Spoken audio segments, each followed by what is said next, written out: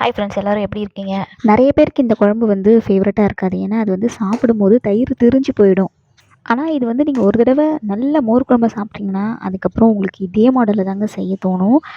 என்னம்மா இப்படி பண்ணுறீங்களேம்மா அப்படின்ற மாதிரி தான் இருக்குது. ஏன்னா நிறைய இடத்துலையும் சாப்பிட்டாச்சு. இந்த ஒரு ஆத்தென்டிக்கான ஸ்டைல் வந்து எப்படி செய்கிறதுன்னு தெரிய மாட்டேங்குது. ஓகே, வாங்க இந்த வீடியோ ஃபாலோ பண்ணுங்கள். உங்களுக்கு நான் வந்து சூப்பரான மோர் குழம்பு எப்படி செய்கிறதுன்னு என்னோடய ஸ்டைலில் சொல்லித்தரேன். இன்றைக்கி நம்ம வெண்டைக்காய் மோர் குழம்பு தான் செய்ய போகிறோம். அதுக்கு வந்து ஒரு 4-5 வெண்டைக்காய் நல்லா பிஞ்சு வெண்டைக்காவை எடுத்து இந்த மாதிரி எண்ணெயில் வந்து ஃபஸ்ட்டு வதக்கிக்கணும். இதுதான் ஃபஸ்ட்டு ஸ்டெப்பு. இந்த வெண்டைக்காய் ஓரளவு ரொம்ப ரோஸ்ட்டாக விடாதீங்க, ஜஸ்ட் வதங்கினா போதும். அந்த மேல் தோல் மட்டும் கருப்பாகாத அளவுக்கு நீங்கள் வந்து பார்த்து வதக்கிக்கோங்க. இதுக்கு வந்து இஞ்சி, பூண்டு, பச்சை மிளகா, வெங்காயம், கொஞ்சமாக தேங்காய், இதுதாங்க மெயின். இந்த பொருளை மட்டும் நீங்கள் சேர்த்து அரைச்சிக்கோங்க. வேறு எக்ஸ்ட்ரா எதுவும் போடாதீங்க. நான் சொல்கிற பொருளை மட்டும் போட்டால் போதும். கூடவே உங்களுக்கு கலருக்கு சிலவங்க வந்து ஒயிட் கலரில் செய்வாங்க. ஆனால் எனக்கு வந்து எல்லோ கலரில் செஞ்சால் நல்லாயிருக்கும்னு தோணும். கொஞ்சமே வந்து சீரகமும் போட்டுக்கோங்க வாசனைக்காக. ஜஸ்ட் அவ்வளோதான். இதை வந்து நம்ம ஒரு பேஸ்ட் மாதிரி அரைச்சிக்கலாம். அந்த பேஸ்ட் வரைக்கும் போது நல்லா மைய அரைச்சிக்கோங்க. நல்ல கட்டியான தயிருங்க. ரொம்பவும் புளிப்பு இல்லாமல் கொஞ்சம் மீடியமாக புளிப்பு இருக்கிற தயிரை நீங்கள் எடுத்திங்கன்னா மோர் குழம்பு நல்லா க்ரீமியாக சூப்பராக வரும். இதை வந்து இந்த மாதிரி விஸ்க் வச்சு கலந்துக்கணும்.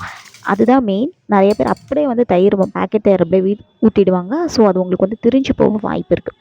ஃபஸ்ட்டு இந்த கலக்கிற ப்ராசஸ்லாம் முதல்லே நம்ம செஞ்சு வச்சுக்கலாம். அப்போ தான் மோர் குழம்புக்கு நல்லாயிருக்கும். கொஞ்சமாக தண்ணி ஊற்றி இந்த திக்னஸ் எவ்வளோ வேணுமோன்றத, மோர் குழம்பு வந்து நம்மளுக்கு திக்னஸ் எவ்வளோ வேணுன்றதை நீங்கள் முடிவு பண்ணிக்கோங்க. ரொம்ப திக்காக கலக்காதீங்க. கொஞ்சம் ஒரு பதமான அளவுக்கு நீங்கள் கலந்துக்கோங்க. இந்த கன்சிஸ்டன்சி இருந்தால் போதும். நல்லா கலந்து விட விட அந்த தயிரும் மஞ்சள் தூளும் நல்லா கலந்து உங்களுக்கு வந்து அந்த எல்லோ கலர்லாம் போயிட்டு நல்லா க்ரீமி கன்சிஸ்டன்சிக்கு வந்துடும். இப்போது கடாயில் வந்து நார்மல் எண்ணெய் தான் விட்டுக்கோங்க. இது வந்து கடலை எண்ணெய் யூஸ் பண்ணுறேன். இதில் நம்ம தாளிப்பு ஐட்டம் சேர்த்துடலாம். காஞ்ச மிளகா, கடுகு, உளுத்தம்பருப்பு, சீரகம் கொஞ்சம் சேர்த்துக்கோங்க. கொஞ்சமாக சேர்த்துக்கோங்க, எல்லாமே அளவாக சேர்த்துக்கோங்க. கொஞ்சமாக கருவேப்பிலை. இது நல்லா பொரியட்டும். இந்த பெருங்காயம் எதுக்கு சேர்க்குறோன்னா நம்மளுக்கு வந்து நல்ல ஃப்ளேவர் கொடுக்கும் இந்த மோர் குழம்புக்கு.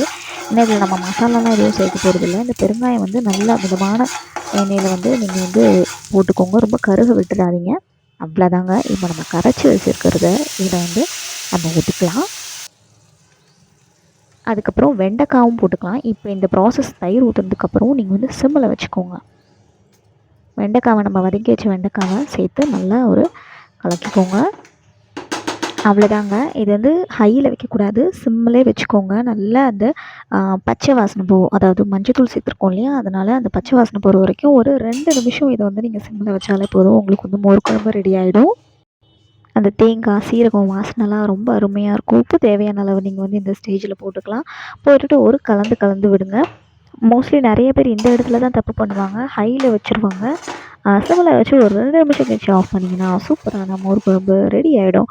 இதுக்கு வந்து நீங்கள் ஊறுகாய் வச்சு சாப்பிட்டாலே அவ்வளோ டேஸ்டியாக இருக்கும். அதுலேயும் இதில் இருக்க வெண்டைக்காய் சொல்லவே தேவையில்ல. அவ்வளோதான் ஃப்ரெண்ட்ஸ். இதை ஷேர் பண்ணணும்னு தோணுச்சு, அதனால தான் நான் ஷேர் பண்ணியிருக்கேன். நிறைய யூஸ்ஃபுல்லான வீடியோஸ் வேணும்னா என்னோடய சேனலை ஃபாலோ பண்ணிக்கோங்க. நன்றி, வணக்கம்.